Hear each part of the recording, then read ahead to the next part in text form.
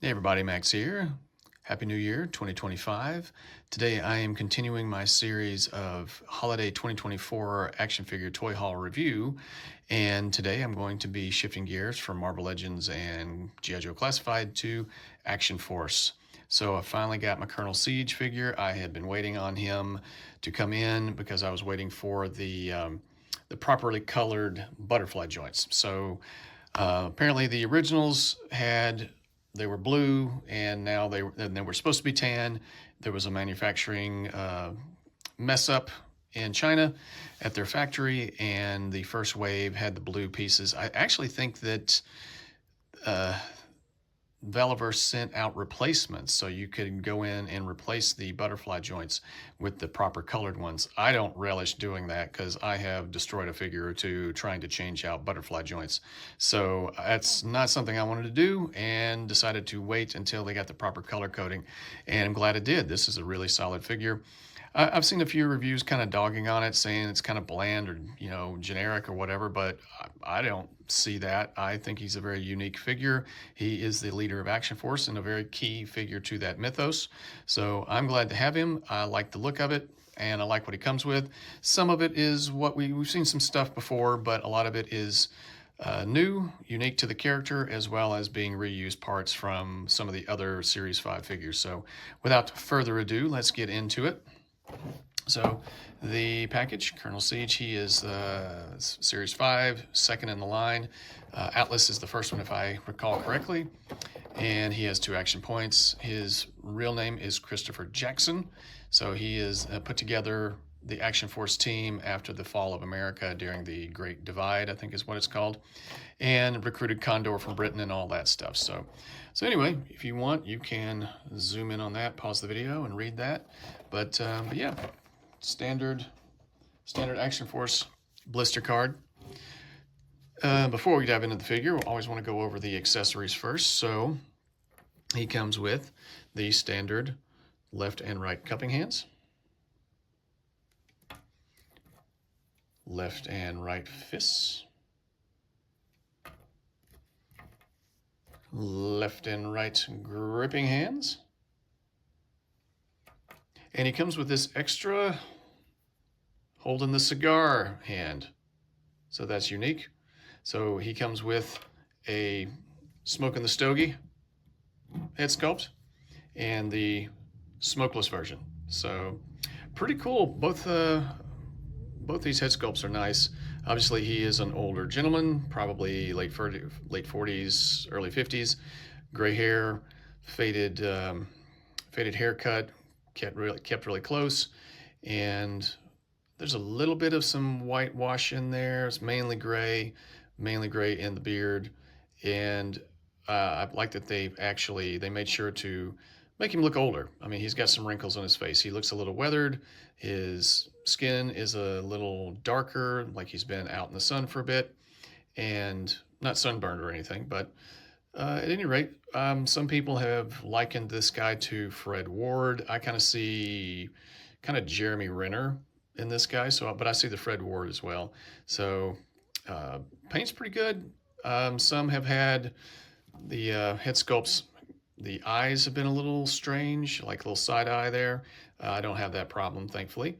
So both look really solid. And they got it's interesting, the ash on his stogie kind of matches his hair. So the color of his hair. So we got that. And he comes with his, I guess this is kind of I'm not sure, like kind of a mare's leg stock, but not exactly, the barrel's too long for it to be a mare's leg, but like a Winchester 1812, if I'm not mistaken. But anyway, it's a lever action, probably 45 caliber hunting rifle. So kind of interesting for a military commander to be carrying these kind of Old West style weapons. But maybe it's just he grew up with that. He's a good shot with it. And then, of course, he comes with these Chiappa rhinos. And we've seen these a bit. And these actually look more like the real thing, except for the black handle. I think the real thing has kind of wood grip, but maybe you can get some variations. But I think this is a very cool weapon. And I've not fired one, but I have held one, and they are actually quite light and um, with interesting mechanics because of the barrel being on the bottom, not on the bottom of the frame and not the top, kind of traditionally. So anyway, unique. I can see why they probably went with this kind of it's in the the world of action forces in the future, and these kind of have a little bit of a futuristic look to them, and as opposed to just him going with like a traditional 6-shooter, like a single action army kind of thing. That probably would have been too much of a throwback, but at any rate, it's not a lot of firepower for a colonel to be carrying around, but it still looks cool.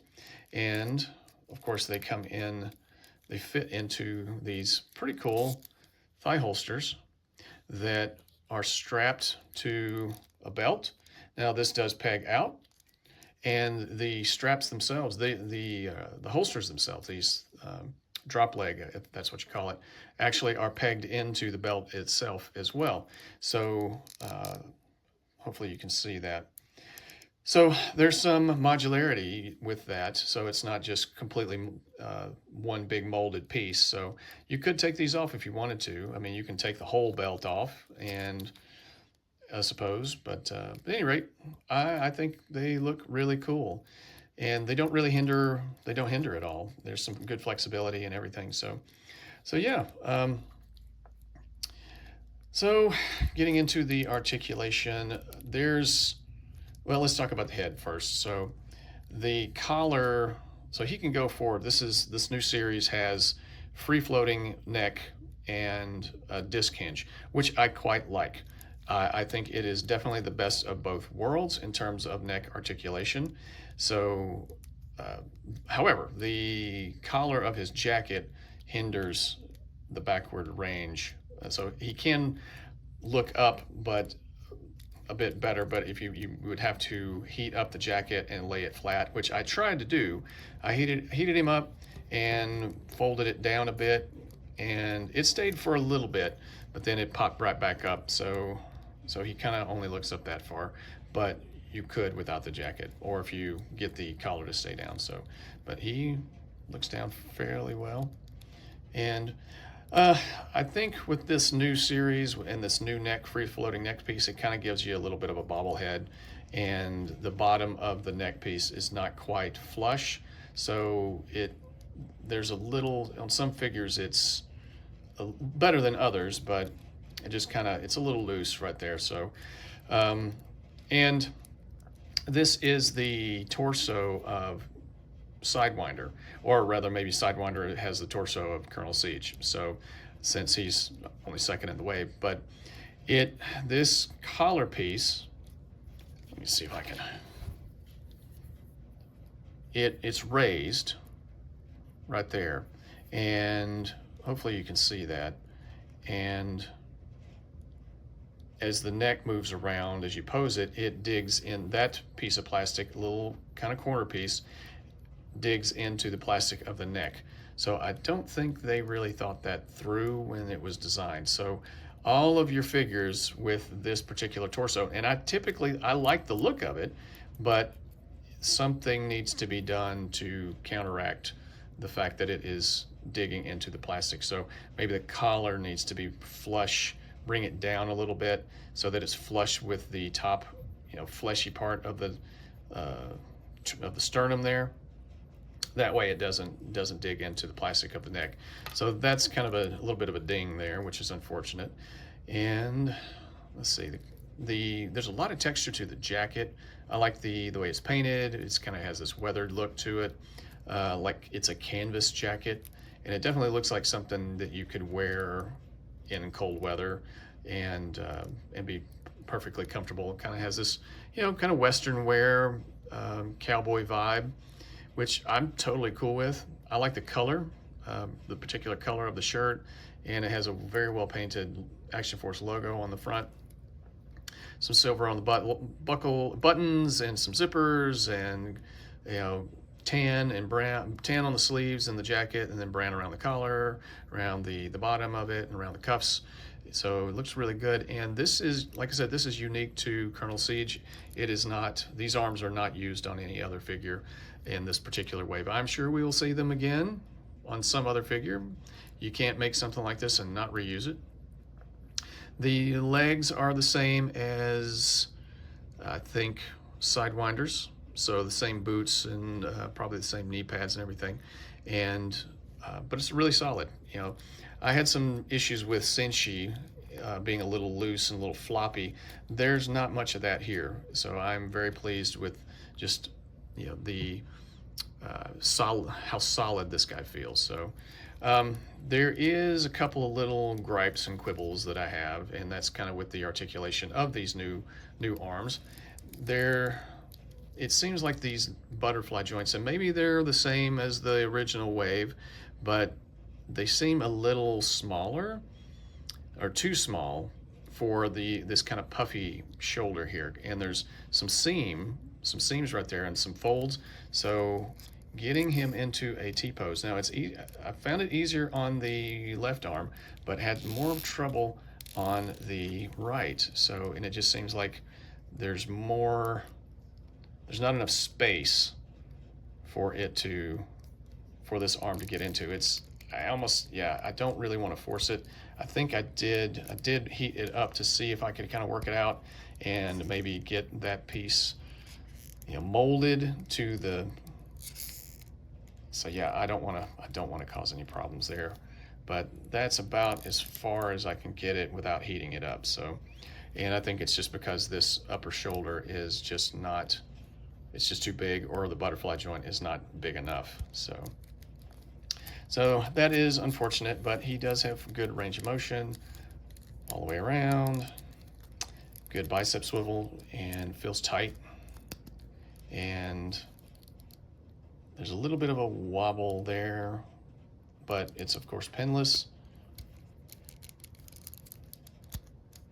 And pretty good range of motion for how puffy these arms are. But and not so much wobble on the right arm. I've seen that little kind of wobble on a couple of figures in this wave, and that kind of bothers me. Like, this is new tooling, and I think maybe they're just still working the bugs out. So here is the properly colored butterfly joint, and they actually painted the torso, painted over the blue with tan to kind of make sure it's a little more, so it continues to kind of give you that illusion that it's a completely one piece of a jacket. But obviously you can see a little blue sticking through there. But on the whole, looks good. Looks good. So let's see. So, oh, and he's got the typical, you know, range of motion on the wrists and vertical hinge for the trigger fingers, as they should. The pretty good range of motion forward on the torso, the torso cut there, and you know, so he goes back that far, and which is pretty good. I mean, the jacket does hinder it a little bit, but the jacket's kind of has just the right amount of thickness. There's a little play to it, and pretty good side to side, good back and forth, front and back, and then you have the waist, you know, the torso swivel there, and this is kind of interesting because this is kind of a shirt, supposed to look like a shirt tail coming out, but it's molded into the waist piece, and which is kind of interesting. You know, it's kind of, I think it would have worked either way, kind of, even if it was, if that wasn't there, it would look more like the shirt was tucked in. But, you know, I'm okay with it. The belt kind of covers it. And let's see.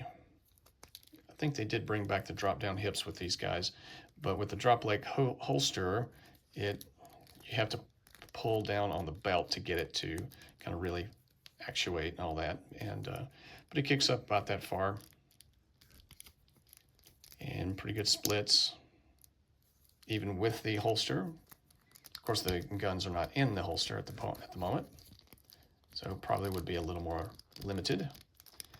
So this thing does kind of float around a little bit, and so you'll have to adjust it as you go. It has very tight thigh swivel, and these legs the knee joints are very tight. I did heat them up, and there's just to kind of break them up a little bit, and they're still pretty tight. So, but he kicks back that far.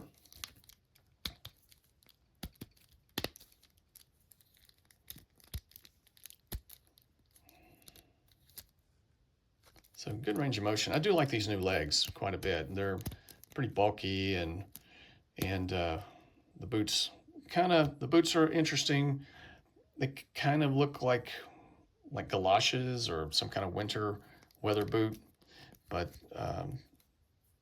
you know, not necessarily a standard issue military type of footwear. But and I do like these new shin swivels that he's got going on here, so that if you compare him to Sinshi having long pant leg, but still having a boot cut. So you can take out the boot and then have another thing that has the pant leg that comes down to the shoe. So or covers the top of the boot. So I think that's kind of a cool, ingenious way of making a new part and a new modular system, so that you can have long pant legs with, you know, with the thigh swivel, or shin swivel, I should say. So I like it. And then feet kick down, they go forward, not that far, and a pretty good rocker there. So good detail on the legs, lots of pockets, lots of folds. The shin swivel does it blends fairly well, I think, in my opinion, into the overarching.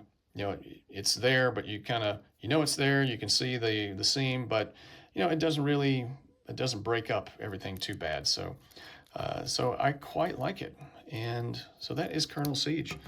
Let me know what you think in the comments. I'm going to give this guy a warp factor of 9. I like him that much, and like his weapons. I will say, let me get his lever action into his hand. This is kind of this weapon, as cool as it looks, and I like this style. You know, I mean, it's just kind of a, you know, it's like the gun that won the West kind of thing. You can't quite, his butterfly joint, while he has one, you can't quite, you know, kind of point it. So you can kind of shoot from the hip. That's kind of what, well, I'm gonna have to swap out the hands, but you know, you can kind of shoot from the hip like that.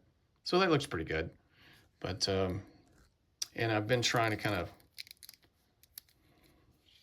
you know, do that whole Terminator 2, you know, kind of hold it like that. He spins it around. So anyway, there's some pretty good option here, display options here. So I appreciate that from Mr. Bobby Vala and the Valaverse design team and all that. So there you go. That is Colonel Siege. Did you get him initially, and now you have the new colored butterfly joints? Are you going to attempt to change them out, or were you waiting and doing the long game to get the replacement? So you didn't have to do that. Let the manufacturers do that. Don't try this at home, children. So, okay, guys. Oh, and I forgot. He also comes with this new, you know, Rocky Desert Tan Action Force logo display stand, which I quite like. So, all right, that's Colonel Siege, warp factor of 9. Let me know what you think in the comments section, and I will talk at you guys next time.